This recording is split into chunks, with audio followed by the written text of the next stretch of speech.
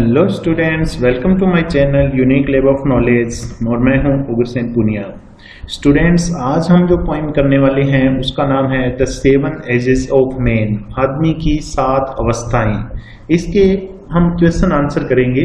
Students, ये point लिखी है विलियम शेक्सपियर ने और इसके अंदर बताया गया है कि आदमी है वो अपने जीवन काल के अंदर किस तरीके से 7 अलग अलग भूमिकाएं निभाता है और आखिरकार 7 भूमिकाएं पूरी होने के बाद में वो इस दुनिया से चले जाते हैं। तो हमने हिंदी ट्रांसलेशन में, हिंदी एक्सप्लेनेशन में पढ़ा था कि ये 7 अवस्थाएं जो होती है, 7 जो एजेस होती है आदमी की, जो जीवन में वो अपनी अपनी हर एज के अंदर एक अलग भूमिका उसकी होती है, वो हमने हिंदी एक्सप्लेनेशन किया था, उसके अंदर पढ़ा था। यदि आपने वो हिंदी एक्सप्लेनेशन नहीं देखा है मेरा वीडियो, तो नीचे डिस्क्रिप्शन के अंदर इस पोएम का हिंदी एक्सप्लेनेशन का लिंक दिया हुआ है, वहां जाकर के आप पूरी पोएम का हिंदी एक्सप्लेनेशन देख सकते हैं। तो इसमें आदमी जो होता है, जो इस दुनिया के अंदर जन्म लेता है, आता है और 7 जो भूमिकाएं हैं, 7 जो पार्ट्स हैं अपने जीवन के, उनको निभा करके वापस चला जाता है। इसलिए आदमी की तुलना एक्टर और एक्ट्रेसेस से की गई है, अभिनेता और अभिनेत्रियों से की गई है। जिस तरीके से वो स्टेज पे आते हैं, अपना जो भी उनको भूमिका निभानी है वो भूमिका निभाते हैं और जब उसकी भूमिका समाप्त हो जाती है तो वो स्टेज से प्रस्थान कर जाते हैं। बिल्कुल ठीक उसी प्रकार से आदमी है वह उस दुनिया के अंदर आता है और अपनी भूमिका निभा करके चला जाता है। तो बहुत ही अच्छी पोएम है the 7 ages of man, composed by William Shakespeare. और इस पोएम को लिया गया है एक कॉमेडी बोल सकते हो आप, ट्रेजेडी बोल, ये जो विलियम शेक्सपियर का लिखा हुआ है एज यू लाइक इट, आपने पढ़ा होगा। एज यू लाइक इट में जब अपने उसको पढ़ते हैं तो जंगल के अंदर एक पात्र होता है जैक्स नाम का एक पात्र होता है, वो इस पोएम को बोलता है। तो वहां से एज यू लाइक इट में से इस पोएम को लिया गया है। तो चलिए हम इस पोएम के क्वेश्चन आंसर स्टार्ट कर देते हैं और लेते हैं पहला क्वेश्चन। पहला क्वेश्चन है who is compared with A leopard. Leopard कहते हैं तेंदुए को। तो तेंदुए के साथ किसकी तुलना की जाती है? आंसर इसका देखिए, in the 4th age of man, आदमी की 4थी अवस्था में, यानी जो 4थी भूमिका होती है आदमी की, उसमें ही plays his role as a soldier. आदमी है वो एक सोल्जर की भूमिका निभाता है, यानी 4th पार्ट जो उसके लाइफ का होता है उसमें वो एक सोल्जर की, एक सैनिक की भूमिका निभाता है। He is bearded like a leopard, और उसकी जो बियर्ड यानी दाढ़ी, उसकी जो दाढ़ी होती है लाइक ए लेपर्ड, वो तेंदुए की तरह होती है।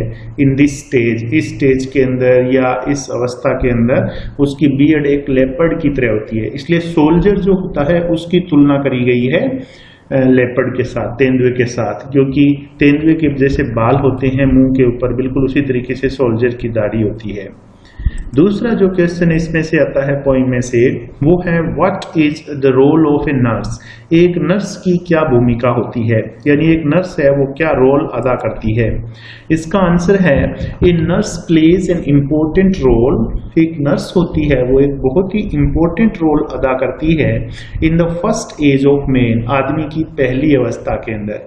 जो पहला पार्ट होता है आदमी का, जब इंसान जन्म लेता है इस दुनिया रूपी स्टेज के ऊपर अवतरित होता है, उस टाइम नर्स का रोल क्या होता है, ये प्रश्न पूछा था। तो C takes care of an infant. Take care का अर्थ होता है देखभाल करना। वो एक इन्फेंट यानी शिशु, छोटा बच्चा जो जन्म लेने के बाद जो होता है, तो वो एक इन्फेंट की देखभाल करती है। हु कीप्स क्राइंग, और वो जो बच्चा होता है कीप्स क्राइंग, रोता रहता है, and vomiting in her arms, और नर्स की आर्म्स में यानी नर्स की गोद में वो उल्टियां करता रहता है और रोता रहता है। तो वो उस बच्चे की देखभाल करती है। ये एक नर्स का रोल होता है। क्वेश्चन नंबर 3 आगे आता है हु साइज लाइक फर्नेस, कि फर्नेस कहते हैं भट्टी को, कि भट्टी की तरह कौन आह भरता है। भट्टी की तरह कौन आह भरता है? इसका आंसर है in the 3rd age of man, आदमी की तीसरी भूमिका में, यानी जब आदमी तीसरा रोल अदा करता है, तीसरा पार्ट आता है आदमी का, उसमें ही plays his role as lover. वो एक लवर की भूमिका निभाता है, एक प्रेमी की भूमिका निभाता है। Who size like a furnace, जो गर्म भट्टी की तरह गरम गरम आहें भरता है। In the absence of his beloved, beloved कहते हैं प्रेमिका को। अपनी बिलव्ड की एब्सेंस में, जब उसकी प्रेमिका उससे दूर चली जाती है तो वो उसकी याद में गीत गाता है, गरम गरम आहें भरता है, उसको याद करता है। तो ये सब कुछ होता है आदमी की थर्ड स्टेज के अंदर, थर्ड एज के अंदर।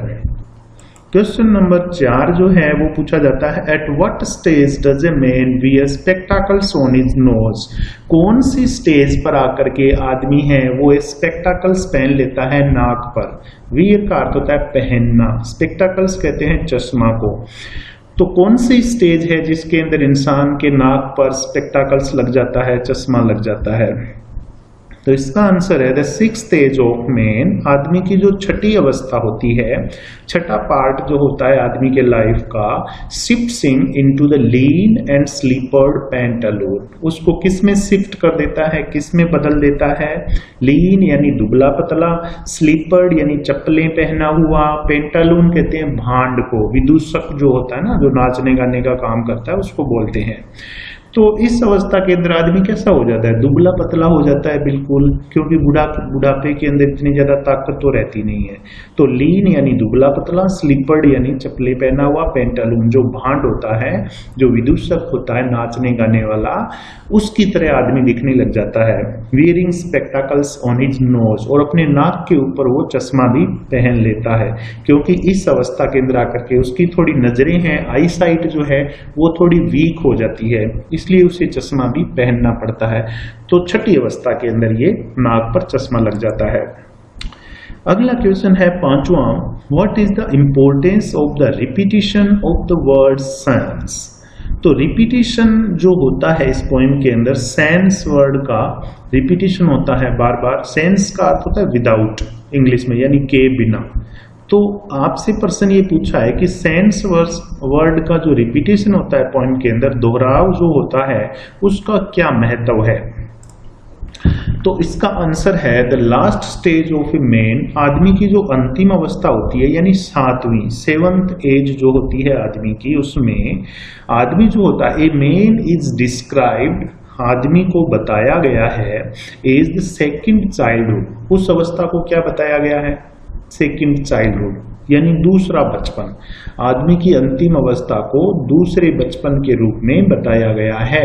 The word sense repetition refers to, और जो शब्द है सेंस, उसका जो रिपीटिशन होता है वो किसको रेफर करता है? The loss of senses, loss of senses, यानी हमारी जो सेंसेस होती है, ज्ञानेंद्रियां, उसको लॉस कर देते हैं, उनको खो देते हैं, यानी देखने की ताकत, आई साइट कमजोर हो जाती है और शरीर से वीक हो जाते हैं, सुनना बंद हो जाता है, और भी बहुत सारी चीजें बुढ़ापे में होती है। तो loss of senses, inability to taste, हम टेस्ट यानी कोई स्वाद नहीं ले पाते हैं, किसी भी चीज का हमें पता नहीं चलता, टेस्ट नहीं होता है। सी, देख नहीं पाते हैं। रिमेंबर, कुछ याद नहीं रहता है, भूलने लगते हैं। फील, और महसूस भी नहीं कर पाते हैं, हमें कुछ महसूस भी नहीं होता है इस अवस्था के अंदर। इसलिए इस स्टेज को, 7th स्टेज को, पोइट जो है विलियम शेक्सपियर, उन्होंने सेकंड चाइल्डहुड कहा है। अगला क्वेश्चन आता है 6, डू यू फाइंड एनी मेलानकली, क्या आपको कोई मेलानकली लगती है? मेलानकली यानी दुखांत, कोई मतलब दुख से भरी हुई बात। रेफरेंस इन द पोएम, इस पोएम के अंदर क्या आपको कोई मेलानकली लगती है, दुखांतिका लगती है, दुखद घटना कोई लगती है इस पोएम के अंदर? तो इसका आंसर देखिए, this poem is a monologue. अब मोनोलॉग क्या होता है? लिटरेरी टर्म है, आपको समझ लेना चाहिए। मोनोलॉग होता है एक व्यक्ति बोलता है और बाकी के सारे सुनते हैं। एक ही व्यक्ति बोलता है स्टेज के ऊपर और बाकी के सारे सुनते हैं, कोई बोलता नहीं है, बातचीत नहीं होती है, तो उसको कहते हैं monologue. This poem is a monologue, और ये पोएम है वो मोनोलॉग है, टेकन फ्रॉम द कॉमेडी, और ये कॉमेडी में से ली गई है, और उस कॉमेडी का नाम है as you like it. As you like it जो कॉमेडी है इसको विलियम शेक्सपियर ने ही लिखा है। तो इसी एज यू लाइक इट में से ये पोएम ली गई है और ये एक मोनोलॉग है। It is spoken by melancholy Jaques. और ये पोएम जो है इस कॉमेडी के अंदर एज यू लाइक इट के अंदर कौन बोलता है? मेलानकली जैक्स, यानी जो दुखद पात्र होता है इसके अंदर एक जिसका नाम होता है जैक्स, वो इस पोएम को बोलता है। तो वहां से ये पोएम ली गई है।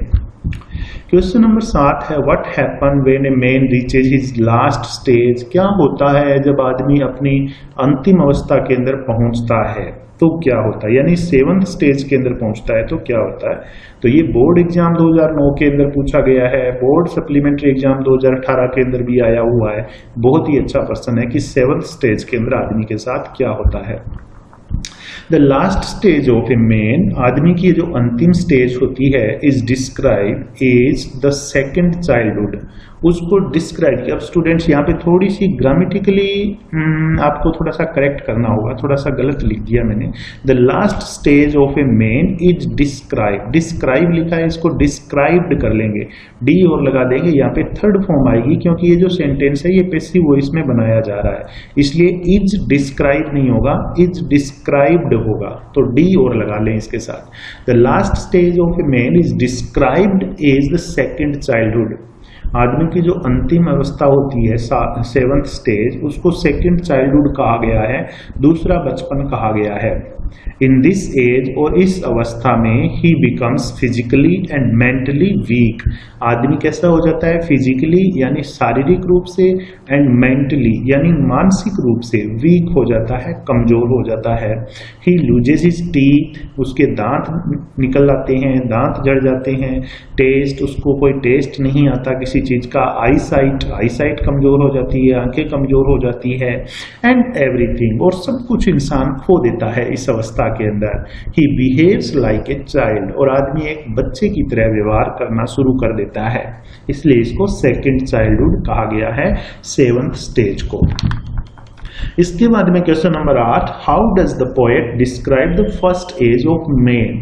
पोएट ने, विलियम शेक्सपियर ने आदमी की पहली अवस्था को कैसे डिस्क्राइब किया है, यानी वो पहली अवस्था को कैसे डिस्क्राइब करते हैं, कैसे बताते हैं कि पहली अवस्था में क्या होता है।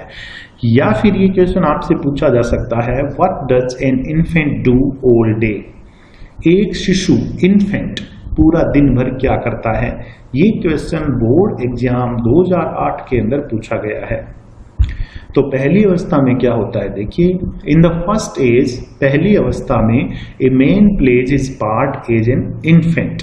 एक आदमी एक शिशु की भूमिका निभाता है इन नर्सेज आर्म्स, एक नर्स की बाहों में, नर्स की गोद में एक शिशु की भूमिका में वो होता है। ही always keeps crying and vomiting, वो हमेशा रोता रहता है और उल्टियां करता रहता है, वोमिट करता रहता है। क्वेश्चन नंबर 9 है, what does a man do. एक आदमी क्या करता है in the 5th span of his life, अपने जीवन के 5वीं अवस्था के अंदर वो आदमी है वो क्या करता है, यानी 5वीं अवस्था क्या है।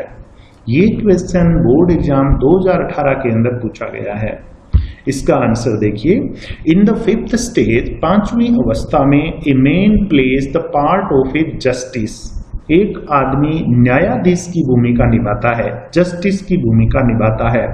He is strict in his decision, वो डिसीजन लेने में स्ट्रिक्ट होता है, कठोर होता है। He knows many modern examples, और उसको बहुत सारे मॉडर्न एग्जाम्पल्स यानी आधुनिक उदाहरण वो जानता है। ही हैज फैशनेबल बियर्ड, और उसकी दाढ़ी जो होती है वो फैशनेबल होती है। हमने पोइम में पढ़ा था कि फॉर्मल कट शब्द आया था कि उसकी दाढ़ी है वो फॉर्मल कट लिए हुए होती है, तो फैशनेबल बियर्ड होती है, जैसे फ्रेंच कट कोई बियर्ड रखता है उस तरीके से उसकी होती है। He knows many modern examples, और वो बहुत सारे मॉडर्न इंस्टेंसेस यानी एग्जाम्पल्स हैं वो जानता है। बहुत सारी उसको कहावतें पता होती है, जो क्योंकि वो जज की भूमिका निभाता है, तो जज के सामने बहुत भिन्न भिन्न केस आते रहते हैं, अलग अलग केस मुकदमे आते रहते हैं, तो उसको वो सारे पीछे के केस होते हैं वो याद होते हैं। और वो स्ट्रिक्ट होता है डिसीजन में, यानी दयालु नहीं होता है, किसी की परिस्थिति देखकर डिसीजन नहीं लेता है, वो डिसीजन लेता है सबूतों के बल पर, इसलिए जस्टिस की अवस्था आती है 5वीं। इसके बाद में अगला क्वेश्चन है question number 10। How does a man act in the second stage of life? आदमी दूसरी अवस्था के अंदर क्या करता है, किस तरह से एक्ट करता है, किस तरीके की भूमिका निभाता है अपने जीवन की सेकंड अवस्था के अंदर। बोर्ड एग्जाम 2019 के अंदर ये प्रश्न पूछा गया था। इसका आंसर है इन द सेकंड स्टेज, दूसरी अवस्था में a man plays the part of a whining school boy. अब यहाँ पे व्हाइनिंग का अर्थ होता है मतलब ठिनकना या रोते हुए कंप्लेन करना, उसको कहते हैं व्हाइनिंग। स्कूल बॉय, स्कूल जाता हुआ जो लड़का होता है विद हिज बैग, अपना बैग लेकर। तो सेकंड अवस्था क्या होती है? A man plays the part of a whining school boy. एक शिकायत करता हुआ, रोता हुआ बच्चा, ठिनकता हुआ स्कूल जाने वाला लड़का बैग लेकर के जो स्कूल जा रहा है, वो अवस्था होती है सेकंड स्टेज। जैसे बच्चा स्कूल जाता है, उसकी इच्छा नहीं होता है स्कूल जाने की, जबरदस्ती उसको पेरेंट्स है वो स्कूल भेजते हैं तो रोता हुआ स्कूल जाता है, वो वाली अवस्था। विद ए शाइनिंग फेस, उसका चेहरा है वो चमक रहा होता है। ही अनविलिंगली गोज टू स्कूल, वो बिना इच्छा के, अनविलिंगली का अर्थ है अनिच्छा के, बिना किसी इच्छा के वो स्कूल जाता है। क्रीपिंग लाइक ए स्नेल, और किस तरह से स्कूल जाता है? क्रीप का अर्थ होता है रेंगना, लाइक ए स्नेल, स्नेल कहते हैं घोंगे को, जो अपनी बहुत ही धीमी चाल के लिए जाना जाता है। तो वो एक घोंगे की तरह धीमे धीमे छोटे छोटे कदमों से रेंगता हुआ स्कूल की तरफ जाता है। ये होती है सेकंड स्टेज आदमी की। क्वेश्चन नंबर 11 है what does a man do in his fourth stage? आदमी अपनी चौथी स्टेज के अंदर क्या करता है? आंसर देखिए इसका, इन हिज फोर्थ स्टेज, चौथी अवस्था में a man plays a part of a soldier. एक आदमी सोल्जर की भूमिका निभाता है। ही टेक्स ओथ्स, वो ओथ्स का अर्थ होता है शपथ लेना यानी प्रतिज्ञा करना। ही टेक्स ओथ्स, वो प्रतिज्ञा करता है टू सर्व हिज कंट्री, अपने देश की सेवा करने की वो प्रतिज्ञा करता है। He is quick in quarrels, वो झगड़ा करने में बहुत तेज होता है, तुरंत झगड़ा कर लेता है। एंड जेलस इन ऑनर, और सम्मान के अंदर वो ईर्ष्यालु होता है, जेलस होता है। He wants to do heroic deeds in his life, और वो हीरोइक डीड्स यानी बहादुरी वाले कार्य अपने जीवन में करना चाहता है। एडवेंचर उसको बहुत पसंद होते हैं एक सैनिक को। He wants to do heroic deeds in his life, वो अपने जीवन में हीरोइक डीड्स यानी बहादुरी से जुड़े हुए काम है वो करना चाहता है। सम्मान में ईर्ष्यालु होता है, झगड़ा करने में तेज होता है, देश की सेवा करने की बड़ी बड़ी प्रतिज्ञाएं करे हुए होता है। तो चौथी अवस्था में एक सोल्जर की भूमिका निभाता है इंसान। उसके बाद में question number 12, how are men and women? आदमी और औरतें similar to the players on a stage, stage के ऊपर जो अभिनेता और अभिनेत्रियां होती है उनके समान कैसे होते हैं? स्टेज के ऊपर जो एक्ट्रेस और एक्ट्रेसेस जो होते हैं, एक्टर और एक्ट्रेसेस जो होते हैं, उनके समान आदमी किस तरह से होते हैं? तो इसका आंसर देखिए, the players on a stage, stage के ऊपर, मंच के ऊपर जो प्लेयर्स होते हैं, अभिनय करने वाले जो होते हैं अभिनेता और अभिनेत्रियां, play their part and depart, वो अपना पार्ट अदा करते हैं, अपनी भूमिका निभाते हैं। एंड डिपार्ट, डिपार्ट का अर्थ होता है प्रस्थान कर जाना, और स्टेज से प्रस्थान कर जाते हैं। सिमिलरली, ठीक उसी तरह से, all the main and women, सारे आदमी और औरतें, एंटर्स दिस वर्ल्डली स्टेज, इस सांसारिक मंच पर प्रवेश करते हैं, यानी इस संसार रूपी मंच पर आते हैं। प्ले देयर रोल, अपनी भूमिका निभाते हैं। एंड दे ऑल्सो डिपार्ट, और वे भी प्रस्थान कर जाते हैं, जन्म लेते हैं, जीवन भर अपनी अलग अलग भूमिकाओं में रहते हैं, और आखिरकार उनकी डेथ हो जाती है और वो इस दुनिया से चले जाते हैं। तो स्टूडेंट्स, ये थी poem 7 ages of man composed by William Shakespeare. उम्मीद करता हूँ आपको पसंद आई होगी और आपको इसके क्वेश्चन आंसर समझ में आ गए होंगे। तो इस वीडियो में इतना ही, हम मिलेंगे एक और अगली वीडियो के अंदर। तब तक के लिए बाय बाय, नमस्कार, थैंक यू।